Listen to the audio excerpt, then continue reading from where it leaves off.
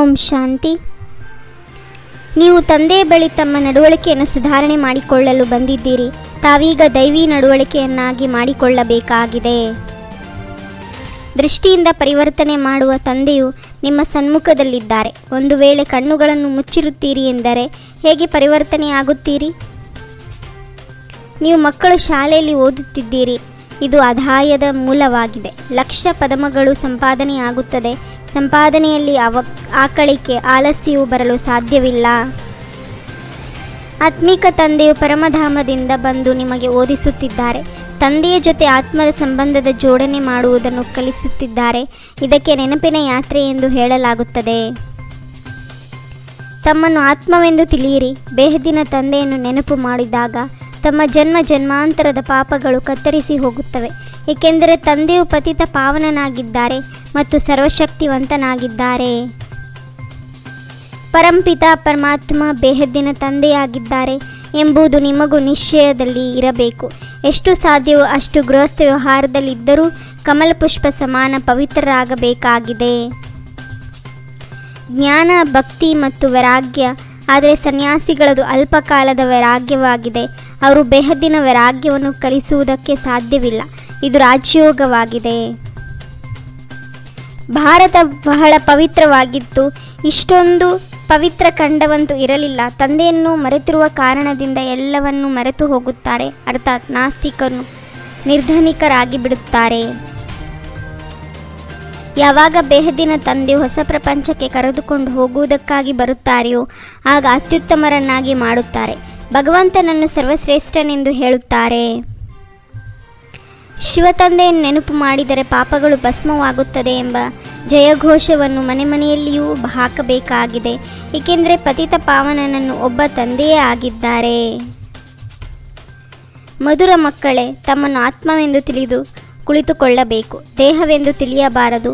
ಅನ್ಯ ಸತ್ಸಂಗಗಳಲ್ಲಿ ದೇಹಾಭಿಮಾನಿಯಾಗಿಯೇ ಕುಳಿತುಕೊಳ್ಳುತ್ತೀರಿ. ಆದರೆ ಇಲ್ಲಿ ದೇಹಿ ಅಭಿಮಾನಿಯಾಗಿ ಕುಳಿತುಕೊಳ್ಳಿರಿ. ಜ್ಞಾನವು ಈ ಹಳೆಯ ಪ್ರಪಂಚಕ್ಕಾಗಿ ಇರುವುದು ಅಲ್ಲ.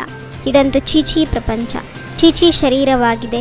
ಇದನ್ನು ಇಲ್ಲಿಯೇ ಬಿಡಬೇಕಾಗಿದೆ. ಶರೀರವು ಇಲ್ಲಿ ಪವಿತ್ರರಾಗಿರಲು ಸಾಧ್ಯವಿಲ್ಲ.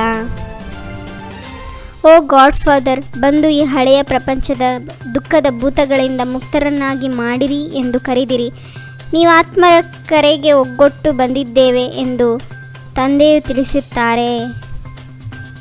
ಆದಿ ಸನಾತನ ದೇವಿ ದೇವತಾ ಧರ್ಮದ ನೀವೇ ಧರ್ಮಭ್ರಷ್ಟ, ಕರ್ಮಭ್ರಷ್ಟರಾಗಿ ಬಿಟ್ಟಿದ್ದೀರಿ. ನೀವು ಮೊದಲು ಪವಿತ್ರ ಪ್ರವೃತ್ತಿ ಮಾರ್ಗದವರಾಗಿದ್ದೀರಿ. ಇದು ಡ್ರಾಮಾದ ಆಟವಾಗಿದೆ.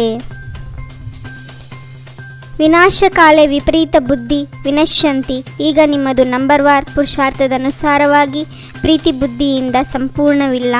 ಏಕೆಂದರೆ ಮಾಯೆಯು ಪದೇ ಪದೇ ಮರೆಸಿಬಿಡುತ್ತದೆ.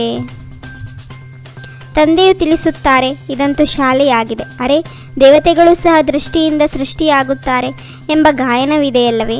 ದೃಷ್ಟಿಯಿಂದ ಮನುಷ್ಯರನ್ನು ದೇವತೆಗಳನ್ನಾಗಿ ಮಾಡುವವರೇ ಜಾದೂಗಾರನಾಗಿದ್ದಾರೆ. ಮಧುಬನ ಚೈತನ್ಯ ದಿಲ್ವಾಲ ಮಂದಿರವಾಗಿದೆ. ದೇವತೆಗಳು ಇದ್ದಾರೆ, ಸ್ವರ್ಗವೂ ಇದೆ. ಸರ್ವರ ಸದ್ಗತಿ ದಾತನೂ ಅಬುವಿನಲ್ಲಿಯೇ ಬರುತ್ತಾರೆ. ಆದ್ದರಿಂದ ಅತಿದೊಡ್ಡ ತೀರ್ಥಸ್ಥಾನವೂ ಸಹ ಅಬು ಪರ್ವತವಾಯಿತು. ಯಾವ ಸಂಸ್ಕಾರವು ತಂದೆಯಲ್ಲಿದೆಯೋ ಅದೇ ಸಂಸ್ಕಾರಗಳನ್ನು ಧಾರಣೆ ಮಾಡಿಕೊಳ್ಳಬೇಕು. ತಂದೆಯ ಸಮಾನ ಜ್ಞಾನಸಾಗರನಾಗಬೇಕು. ಆತ್ಮಾಭಿಮಾನಿಯಾಗುವ ಅಭ್ಯಾಸವನ್ನು ಮಾಡಬೇಕಾಗಿದೆ. ಆತ್ಮವೆಂಬ ಬ್ಯಾಟರಿಯನ್ನು ಸತೋಪ್ರಧಾನರನ್ನಾಗಿ ಮಾಡಿಕೊಳ್ಳಲು ನಡೆಯುತ್ತಾ ತಿರುಗಾಡುತ್ತಾ ನೆನಪಿನ ಯಾತ್ರೆಯಲ್ಲಿರಬೇಕಾಗಿದೆ. ದೈವಿ ಗುಣಗಳನ್ನು ಧಾರಣೆ ಮಾಡಬೇಕಾಗಿದೆ. ಬಹಳ ಬಹಳ ಮಧುರರಾಗಬೇಕಾಗಿದೆ. ತ್ರಿಕಾಲದರ್ಶಿಯಾಗಿ ದಿವ್ಯ ಬುದ್ಧಿಯನ್ನು ಕಾರ್ಯದಲ್ಲಿ ತೊಡಗಿಸುವಂತಹ ಸಫಲತಾ ಸಂಪನ್ನ ಭವ. ಸಂಪೂರ್ಣ ಪವಿತ್ರತೆಯನ್ನು ಧಾರಣೆ ಮಾಡುವಂಥವರೇ ಪರಮಾನಂದನ ಅನುಭವ ಮಾಡಲು ಸಾಧ್ಯ. ಓಂ ಶಾಂತಿ. 21 ಜನ್ಮಕ್ಕಾಗಿ 21 ಪರಮಾತ್ಮನ ಮಹಾವಾಕ್ಯವನ್ನು ಆಲಿಸಿ ತಮ್ಮದೇ ಆದಂಥ ಈ ಚಾನಲ್ಗೆ ಲೈಕ್ ಮಾಡಿ, ಶೇರ್ ಮಾಡಿ, ಸಬ್ಸ್ಕ್ರೈಬ್ ಆಗೋದನ್ನು ಮರೆಯಬೇಡಿ. ಓಂ ಶಾಂತಿ.